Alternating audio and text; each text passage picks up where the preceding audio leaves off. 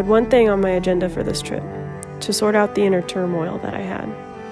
It had been brewing in my heart and mind for so long that I had never been able to clearly say why. So I decided that maybe I could figure it out by getting myself alone and spewing my endless thoughts onto a page.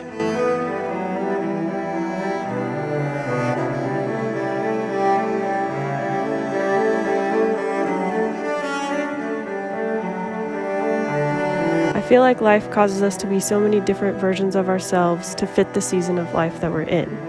And after what felt like scraping through most of my life and having to pull out new versions of myself so early in life, I now felt like I had completely lost myself in translation.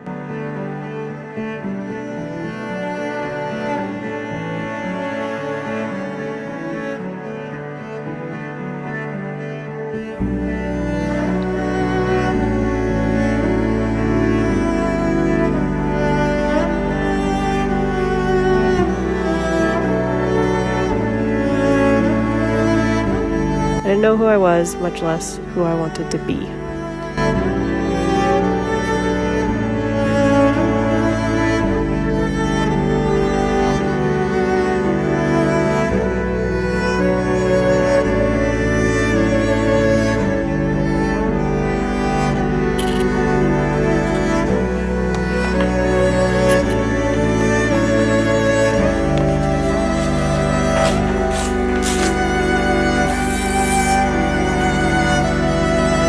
At every stage of my life, I have only ever known the person that I needed to be. This place is, it's pretty cute. It's definitely vintage. Its floors are squeaky. I love natural light, so I'll open this. I feel like the versions of self-care that we're fed on social media is really just the pretty version. We constantly see images of things like bubble baths, morning routines, green smoothies, and they're all hashtagged as self-care.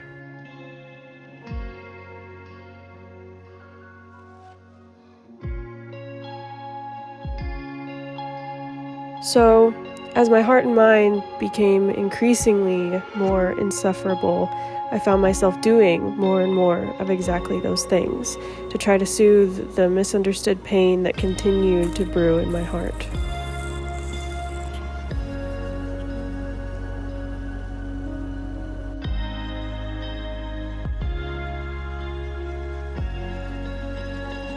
Even worse, I had the voices of my past involvement of many different versions of toxic Christian culture, all whispering to me that I needed to pray more, read my Bible more, have more faith.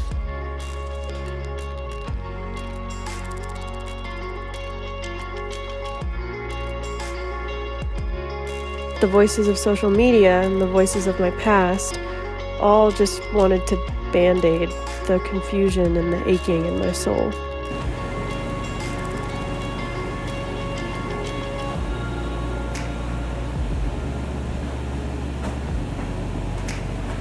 That's when I decided to scrap the modern day self-care and find what real self-care meant.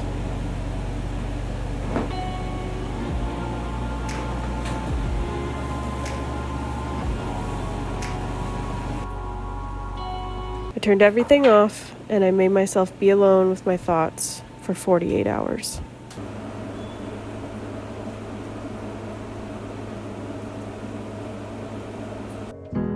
Holding my head again, making my way through crowded thoughts. Sometimes it's hard to get out of it. Broke my heart in the dark.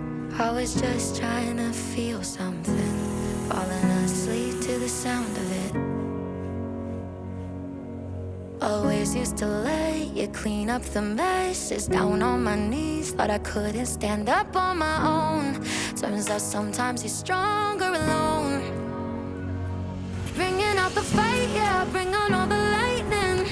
'Cause I'm looking for a hero, look inside the mirror. I found one, oh, carry the hurt when it gets too hard, pick it it up, dust it off. When I fall down 11, I get up 12. Don't need nobody else. Yeah, I can save myself. Got burned, but I learned. Our scars make us who we are. Now I'm 10 feet tall over my demons. Remind me no one's got me like myself. Yeah, I love me without any help. I'm the best thing to believe in. So I'm bringing out the fight, yeah, bring on all the lightning. 'Cause I'm looking for a hero, look inside the mirror. I found one, oh, carry the hurt when it gets too hard. Pick it up, dust it off. When I fall down 11, I get up 12. Don't need nobody else. Yeah, I can save myself.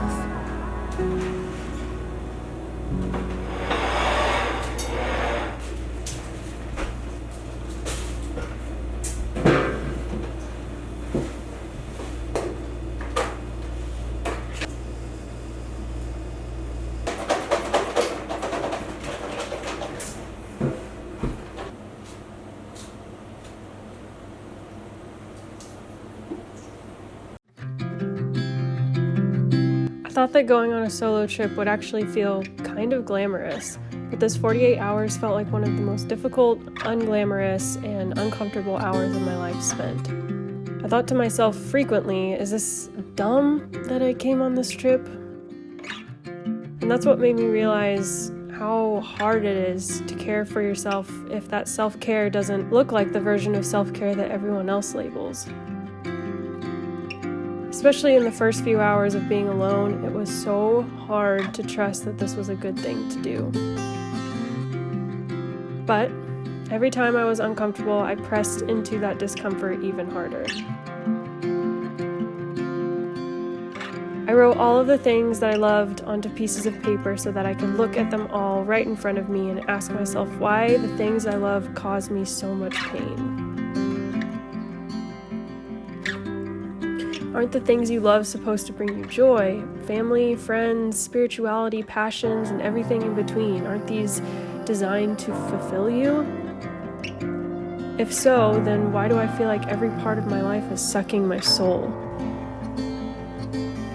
I had this metaphor in my mind that kept replaying in my head. I felt as if every part of my life continued to chew me up and spit me out. Why is that? There are so many good things in my life. It didn't make sense, which honestly just added to the misery. Then, after hours and hours and hours of wrestling with these thoughts and sorting them out, it dawned on me. I wasn't being chewed up and spit out again and again, but quite the opposite. I was chewing on life itself, but rather than chewing the meat and spitting out the bones, I only let myself chew on the bones.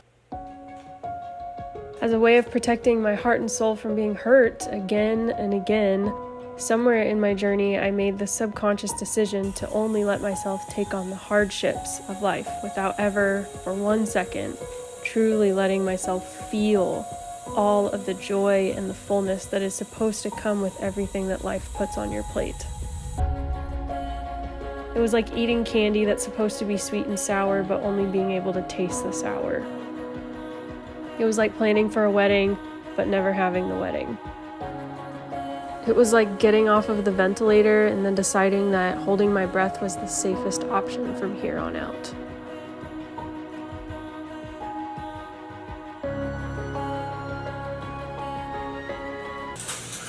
It was time to change that.